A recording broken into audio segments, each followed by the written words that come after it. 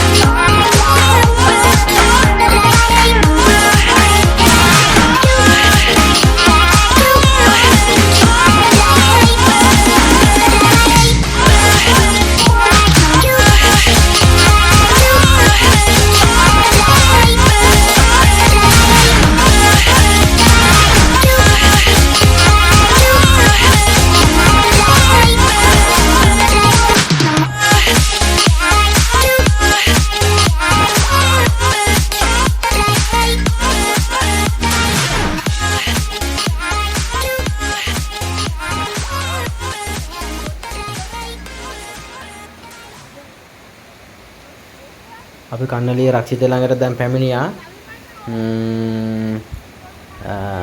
ඔබ වාහනයකින් හරි යතුරුපැදියකින් යම්සි ආකාරයෙන් එනවා නම් එම වාහනය හෝ යතුරුපැදිය ආරක්ෂිතව පරිස්සම් කර දෙනවා මෙතන ඉන්න මිනිසුන්.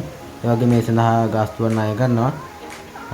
මේ දැන් ඔබ දකින්නේ වන සංරක්ෂණ දෙපාර්තමේන්තුව විසින් ගසන දෙන බැනර තමයි මේ දැවෙන්නේ. ඒවයි කියනවා මේ වටිනාකම් සහ මතු පරපුර වලින් මේ රැක් ගන්න ඕන කියන අදහස් ටික.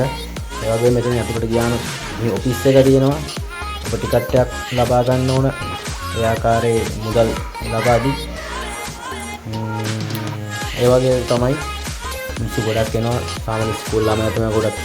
එවැනි ස්කූල් ළමයිවට අමතරව දුර බැහැරි තමයි ගොඩක් මිනිස්සු එනවා.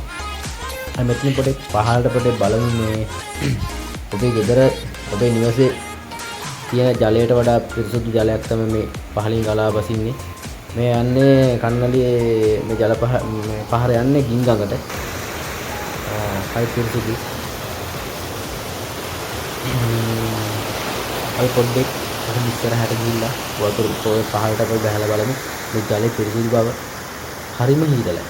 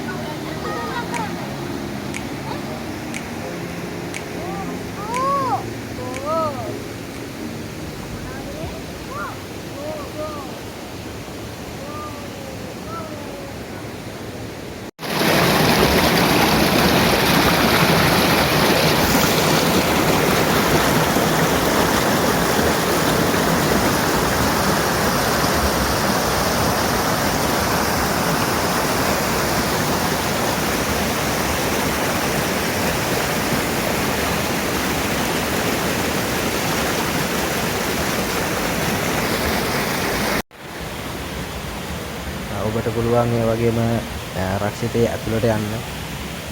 රක්ෂිතයේ ගයිඩ් කෙනෙක් අනිවාර්යයෙන්ම ගන්න ඕන.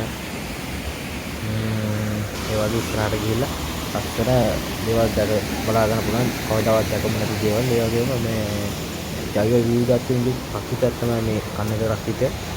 ඔබත් එනවනම් අනිවාර්යයෙන්ම ගාල්ලට කරන උදුගම් ප්‍රදේශයේ කන්නලිය රක්ෂිතය බලන්න එන්න. බොහොම ස්තුතියි.